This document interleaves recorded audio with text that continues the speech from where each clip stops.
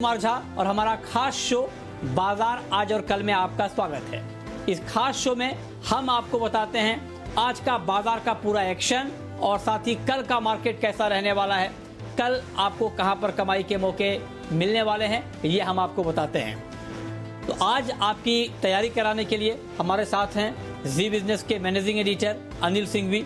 हमारे साथ एक खास मेहमान हैं ब्लू ओशन एडवाइजर्स के आशीष माहेश्वरी और साथ ही मेरी पूरी रिसर्च टीम हमारे साथ जुड़ी हुई है आपको अलग अलग रिसर्च बताने के लिए। देवांशी से हम जानेंगे बाजार में आज का कारोबार कैसा रहा, क्या एक्शन रहा। कुशल हमें बताएंगे इंफोसिस के नतीजे कैसे रहे। पूजा से जानेंगे कि कल आने वाले L&T फाइनेंस के नतीजे कैसे रह सकते हैं। और संदीप से हम जानेंगे कि तेल गैस सेक्टर पर सरकार का फोकस क्यों पड़ा है और इससे किन कंपनियों को फायदा होगा। लेकिन इससे पहले आपको बताते हैं कि आज पूरे दिन शेयर मार्केट में किस तरह का कामकाज हुआ है। तो बाजार की अगर बात करें तो बाजार में शुरुआत तेजी के साथ हुई थी, दिन भर कारोबार मजबूती के साथ हुआ, लेकिन आखिरी घंटे में बाजार ने अपनी पूरी की पूरी बढ़त गंवा दी और निफ्टी ऊपरी स्तरों से करीब 200 अंक नीचे बंद हुआ। बैंकिंग शेयरों में आज भी बिकवाली हावी रही, हालांकि IT शेयरों में आज शानदार खरीदारी देखने को मिली। और अब आपको दिखाते हैं कि आज के मार्केट में विदेशी निवेशकों ने और घरेलू निवेशकों ने कितनी खरीदारी या बिकवाली की है। तो FIIs यानी विदेशी संस्थागत निवेशकों ने कैश मार्केट में 221 करोड़ रुपए की बिकवाली की है, वहीं DIIs यानी घरेलू संस्थागत निवेशकों ने 899 करोड़ रुपए की बिकवाली की है।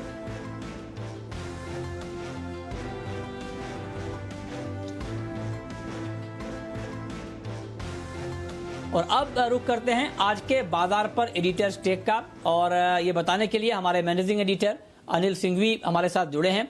अनिल जी, बहुत बहुत स्वागत है आपका। आज के सत्र को आप किस तरह से देखते हैं? जिस तरह का मार्केट आज हमने देखा, शुरुआती दौर में तेजी और आखिर में पूरी तेजी गायब हो गई। ओवरऑल आज के कारोबार पर आपकी राय क्या है?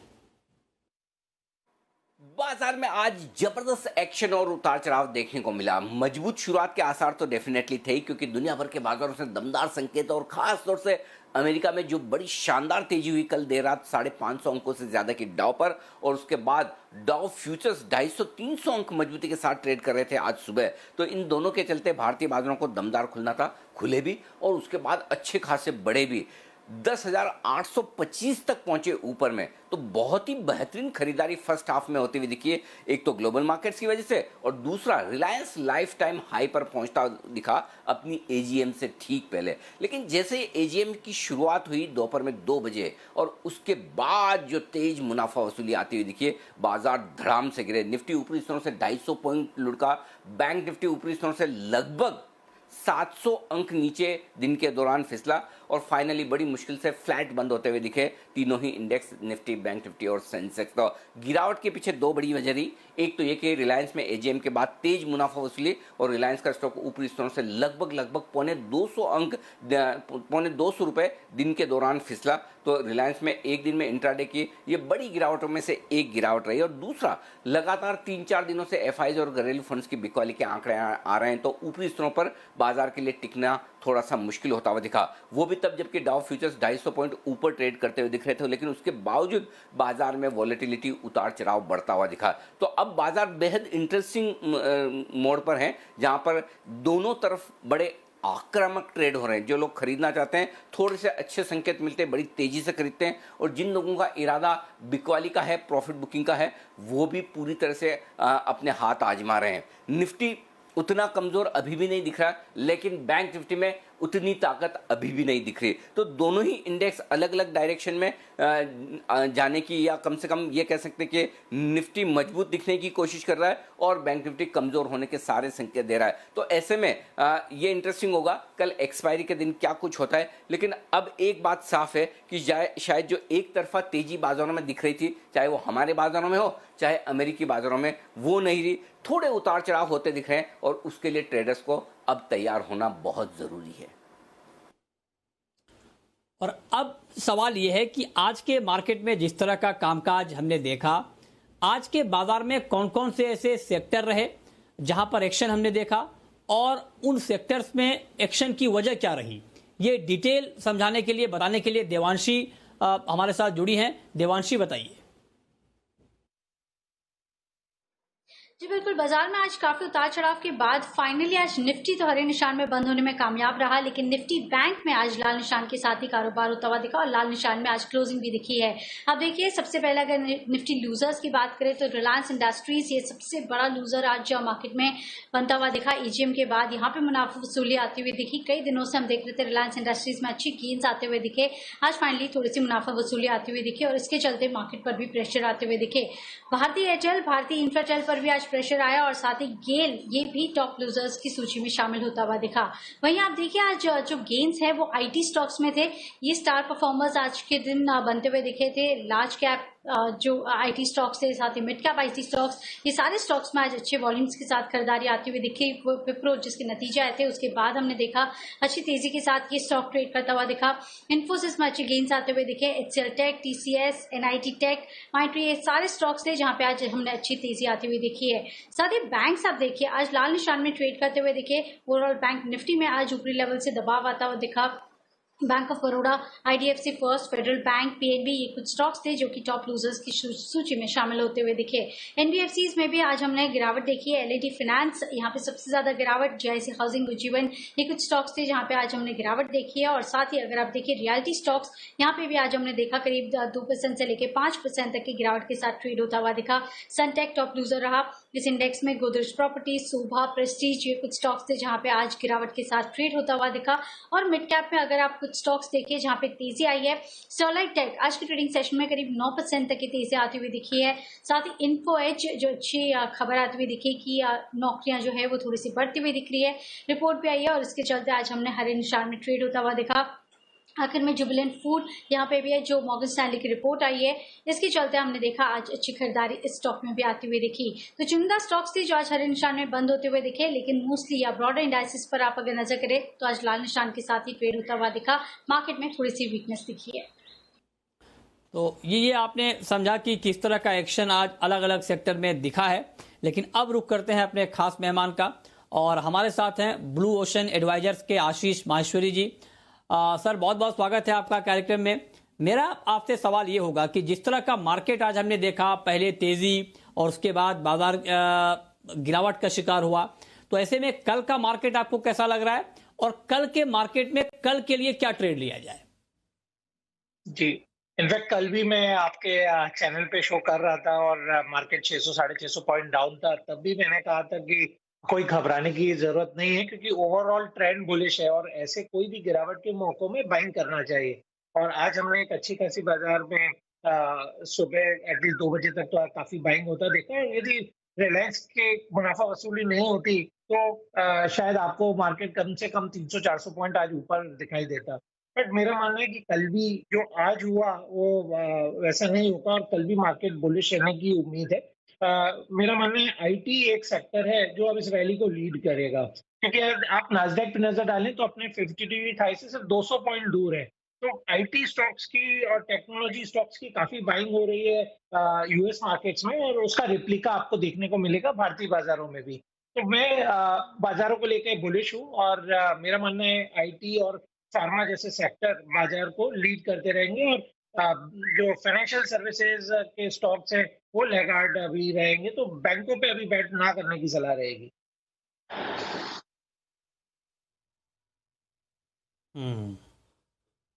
ठीक है। और अगर पोजिशनल ट्रेड लेना हो इस मार्केट में, तब कहां पर ट्रेड करना चाहिए सर? देखिए, कल के लिए ट्रेड करना है किसी को, तो मेरा सलाह रहेगी कि इन्फोसिस में ट्रेड करना चाहिए, क्योंकि आज जो नतीजे मार्केट बंद होने के बाद आए हैं काफी एनकरेजिंग नतीजे हैं इन्फोसिस के।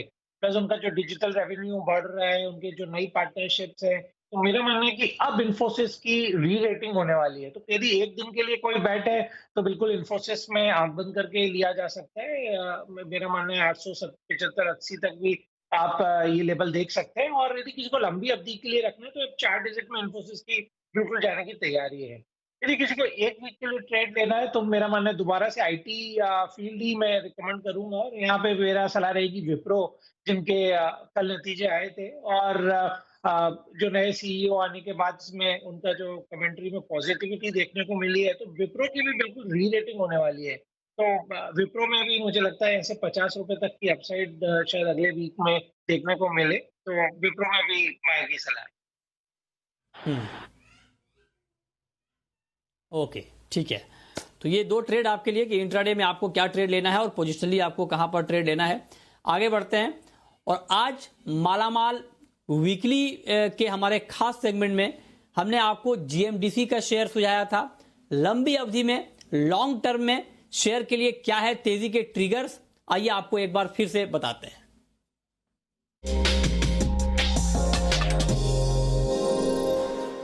तो स्टॉक आज के लिए जो हमने चुना है वो है GMDC, Gujarat mineral development corporation. ये है वो स्टॉक जहां पर फंडामेंटली हमें ये कंपनी मजबूत नज़र आती है, अच्छे वैल्यूएशंस पर ट्रेड कर रही है और गुजरात सरकार की ये कंपनी है। पहले मैं आपको कुछ इसकी खास बातें बता दूं। सबसे पहले वैल्यूएशंस को लेकर 6 के पी मल्टीपल पर स्टॉक ट्रेड कर रहा है, जो कि वैल्यूएशंस के लिहाज से काफ़ी आकर्षक है। हर साल 3 रुपये डिविडेंड देती है। इस साल कोरोना की वजह से इन्होंने डिविडेंड थोड़ा सा कम किया है, 2 रुपये का डिविडेंड किया है और जो अगले साल से वापस 3 रुपये के आसपास का डिविडेंड कर देंगे। तो 3 रुपये के आसपास का डिविडेंड आप ये 7-8% का डिविडेंड यील्ड है, बहुत ही बढ़िया है। लेकिन इन सबसे बढ़िया जो चीज़ जीएमडीसी के लिए नज़र आती है वो है स्टॉक का बेहद सस्ता होना। कैसे?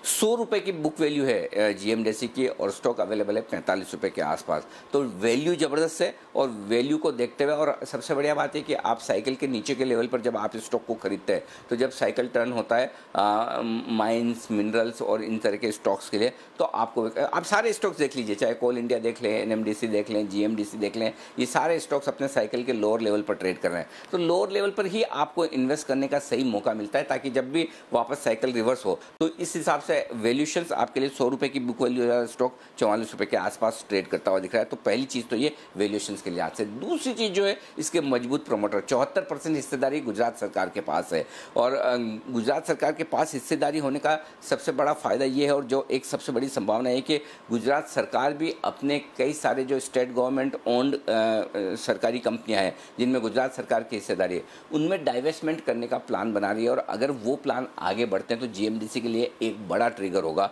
अगर गुजरात सरकार अपनी हिस्सेदारी बेचती है या इसकी स्ट्रेटेजिक सेल करती है तो जीएमडीसी के लिए एक बड़ा ट्रिगर वहां पर हो सकता है। तो ये जीएमडीसी के लिए दूसरा ट्रिगर होगा। तीसरी बड़ी बात है जो है इसके बिजनेस आउटलुक को लेकर। गुजरात में लिग्नाइट का ये सबसे बड़ा और एकमात्र प्लेयर, जी हाँ, मोनोपोली बिजनेस है। गुजरात में अगर लिग्नाइट का एक्सट्रैक्शन करना है यानी कि माइनिंग करनी है तो जीएमडीसी करती है, और अगर बाहर से लाकर गुजरात में लिग्नाइट बेचना है तो भी वो पूरा का पूरा जीएमडीसी के पास है। तो इन दोनों ही लिहाज से जीएमडीसी वेल प्लेस स्टॉक है, जहां पर फंडामेंटल अच्छे हैं, वैल्यूएशंस अच्छे हैं, प्रमोटर्स अच्छे हैं। तो उस लिहाज से ये एक बढ़िया इन्वेस्टमेंट ग्रेड का स्टॉक हो सकता है। अपने रडार पे रखिए, जब भी बाजार खराब हो, जब भी आपको सही मौका लगे, इंटरेस्टिंग मौका दिखे, तब आप यहाँ पर निवेश करने का मौका ढूंढ सकते हैं। तो जीएमडीसी एक और फंडामेंटली बढ़िया कंपनी है जिस पर आपको फोकस रखना चाहिए। तो ये हैं जीएमडीसी में तेजी के ट्रिगर। लेकिन आगे बढ़ते हैं और इंफोसिस की जून तिमाही के नतीजे आ गए हैं। कैसे रहे हैं नतीजे, ये बताने के लिए हमारे साथ हमारे सहयोगी कुशल गुप्ता जुड़ चुके हैं। कुशल, बताइए। बिल्कुल मृत्युंजय, देखिए नंबर्स तो बेहद शानदार रहे और इसका रिफ्लेक्शन जो है हम इनके एडीआर में भी अभी देख सकते हैं। आप देखिए 14 से 15% का उछाल जो है इनके नतीजों के बाद हमें देखने को मिल रहा है। और कल भी यही एक्सपेक्टेशंस है कि आज जिस हिसाब से परफॉर्मेंस विप्रो का रहा, इन्फोसिस हो सकता है कि कल इसको रिपीट करता हुआ नजर आए। चलिए नंबर्स पे नजर डालते हैं। आप देखिए मुनाफा जो है करीब 2% इनका गिरता हुआ नजर आया है। एक्चुअल आप फिगर इसमें काफी इंपॉर्टेंट है। हमारा जो अनुमान था मुनाफे का वो 3900 करोड़ का था, उसके मुकाबले कंपनी ने 4230 करोड़ का मुनाफा पोस्ट किया है। तो काफी सिग्निफिकेंटली हाई साइड पर जो है आप इनके जो स्ट्रीट एस्टिमेट्स थे उससे ज्यादा बढ़िया नंबर्स आते हुए दिखे हैं। साथ ही अगर आप कंपनी की मार्जिन्स पर नजर डालें मृत्युंजय, तो 21.2% से बढ़कर 22.7%, यानी कि 1.5% की मार्जिन में बढ़त जो है हमें देखने को मिली। और हमारी जो एक्सपेक्टेशन थी वो 70-80 बेसिस पॉइंट जो है मार्जिन गिरने की थी।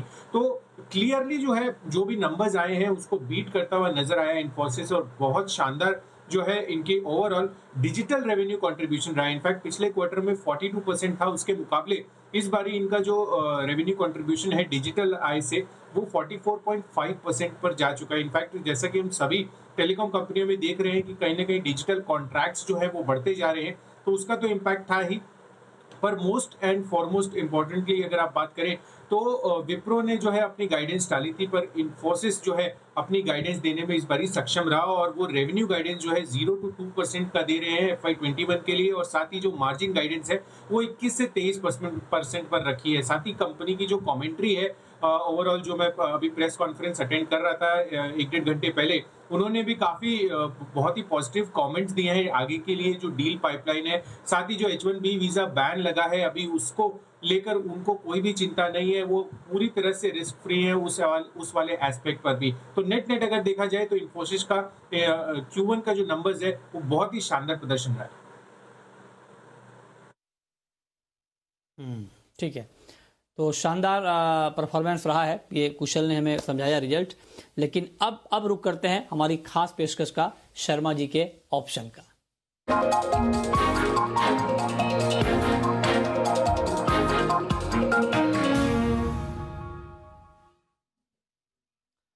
और ऑप्शन का ये ट्रेड बताने के लिए हमारे साथ वीके शर्मा जी जुड़ चुके हैं HDFC सिक्योरिटीज के। सर बहुत बहुत स्वागत है आपका कार्यक्रम में।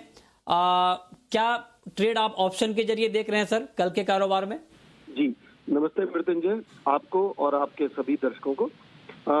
मैं समझता हूं कि सीमेंस, जिसने अब प्रोनाउंस तो बहुत लोग सीमेंस भी करते हैं, मैं तो हिंदी आदमी हूं तो मैं सीमेंस ही बोल रहा हूँ इसको। तो जुलाई की 1180 की कॉल ली जा सकती है 38 रुपए के ऊपर, स्टॉप लॉस रखें 28 रुपए, टारगेट है 55 रुपए। ये स्टॉक लगातार धीरे धीरे ऊपर आ रहा है, पर 1190 के ऊपर अगर क्लोजिंग आती है उसके ऊपर जब जाएगा तो और रफ्तार पकड़ेगा। तो मेरे ख्याल से ये ऑप्शन है, और ऑप्शन का ट्रेड में ये ध्यान रखना चाहिए कि इसको आप 3 दिन से ज्यादा होल्ड न करें। अगर स्टॉप लॉस न हो या टारगेट न हो तो इससे निकल जाए, क्योंकि आपकी वैल्यू जो है डिक्लाइन होती रहती है। धन्यवाद मृत्युंजय। अब वक्त है ये जानने का कि कल के बाजार में आपकी स्ट्रेटेजी क्या होनी चाहिए, और ये बताने के लिए हमारे मैनेजिंग एडिटर अनिल सिंह भी हमारे साथ जुड़े हैं। अनिल जी, कल के लिए निफ्टी और निफ्टी बैंक के लिए अहम लेवल्स क्या होंगे और कल किन सेक्टर्स पर नजर रखनी चाहिए? हाँ, कल तो वायदा कारोबार की एक्सपायरी का दिन है और इतने उतार चढ़ाव भरे हफ्ते में एक्सपायरी के दिन तो ढेर सारा एक्शन होना स्वाभाविक है। अब जो निफ्टी पर मजबूत सपोर्ट रेंज आ रहा है वो है 10,475 से 10,550। कल के लिए ये तेजी करने वाले ट्रेडर्स की आखिरी उम्मीद है। यहाँ रुक गए तो ठीक, नहीं तो फिर तो मामला बड़ा सीरियस है, फिर तो 10,200 10,300 की तरफ निफ्टी बढ़ सकता है। मैं उम्मीद करता हूँ कि वहां तक ना हो, 10,475 10,550 की रेंज में ही आप सपोर्ट ले लें। ऊपरी स्तरों पर 10,750 10,825 ये वो परफेक्ट रेंज है जहां पर आपको प्रॉफिट बुकिंग आती दिखेगी, और इस रेंज के बीच में आपको उतार चढ़ाव के साथ होता दिखेगा कारोबार। बैंक निफ्टी का जहां तक सवाल है 20,800 21,000 अब अगला अहम सपोर्ट है बैंक निफ्टी के लिए, वो होल्ड होना चाहिए। और ऊपरी स्तरों पर 21,800 22,000 ये अगला अहम रुकावट वाला लेवल है जिसके पार जाकर टिकना होगा मुश्किल। तो देखते हैं क्या कुछ होता है, लेकिन फिलहाल वोलेटिलिटी कल रहेगी, वीकली एक्सपायरी भी है, और ये भी देखना होगा कि आज की तेज मुनाफा वसूली के बाद रिलायंस का स्टॉक संभल कर वापस ऊपर आता है या फिर ट्रेडर्स अब नए ट्रिगर्स का इंतजार रिलायंस में करते हैं, क्योंकि ज्यादातर ट्रिगर्स आपके सामने आ चुके हैं। तो ढेर सारा एक्शन है। रिजल्ट्स के लिहाज से भी आप देखिए, IT शेयरों ने आज कमाल किया, तो इन्फोसिस के नतीजों पर भी कल रिएक्शन रहेगा। विप्रो ने तो आज बड़ी तेजी दिखाई है। तो बहुत सारे एक्शन है, बहुत सारे ट्रिगर हैं, और उस लिहाज से कल का शो भी और कल का पूरा सेशन भी बड़ा एक्शन भरा रहेगा। तो जरूर जुड़िएगा। बहुत शुक्रिया सर आपका कल के लिए ये स्ट्रेटेजी बताने के लिए। लेकिन अब हम आपको बताते हैं कल के लिए ऑप्शन का एक और ट्रेड।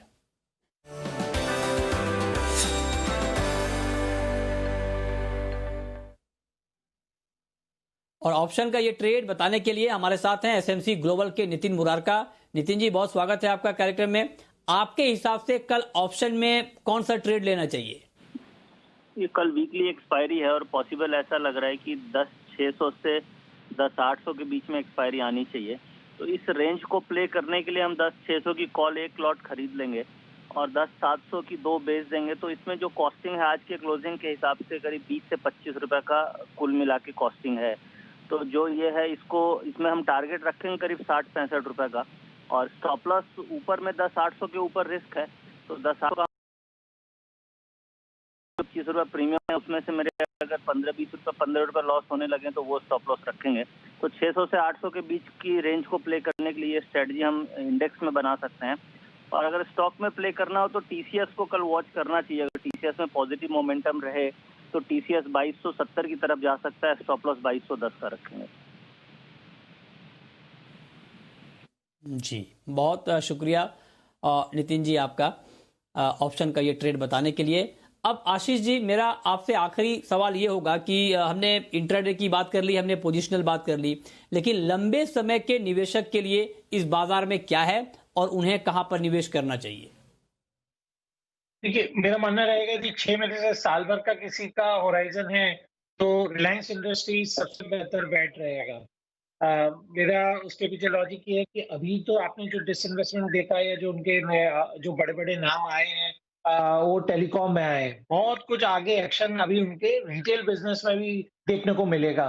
तो ऐसा नहीं है कि सिर्फ आज की एजीएम के बाद से जो बड़े इवेंट्स के अनाउंसमेंट तो खत्म हो गए, अब आपको रिलायंस इंडस्ट्रीज में कुछ ना कुछ आगे चलता दिखाई देगा अगले 1 साल तक की। आगे क्या कहीं लिस्टिंग होगी और नए इन्वेस्टर आएंगे, या उनके जो बिजनेसेस हैं उसमें चेंजेस होंगे। तो मेरा मानना रहेगा कि रिलायंस इंडस्ट्रीज में बिल्कुल बाय करें, और यहाँ से भी स्टॉक में एक तो डाउनसाइड बिल्कुल नहीं है, इस लेवल पे नजर नहीं आती है। कोई भी करेक्शन आता है तो रिलायंस इंडस्ट्रीज को पोर्टफोलियो में ऐड करिए। 6 महीने में 2200 से 2300 रुपए तक इसका एक मेरा कंजर्वेटिव टारगेट रहेगा, क्योंकि सम ऑफ द पार्ट मेथड से भी देखा जाए तो अभी भी जो वैल्यूएशन है वो काफी अट्रैक्टिव नजर आता है।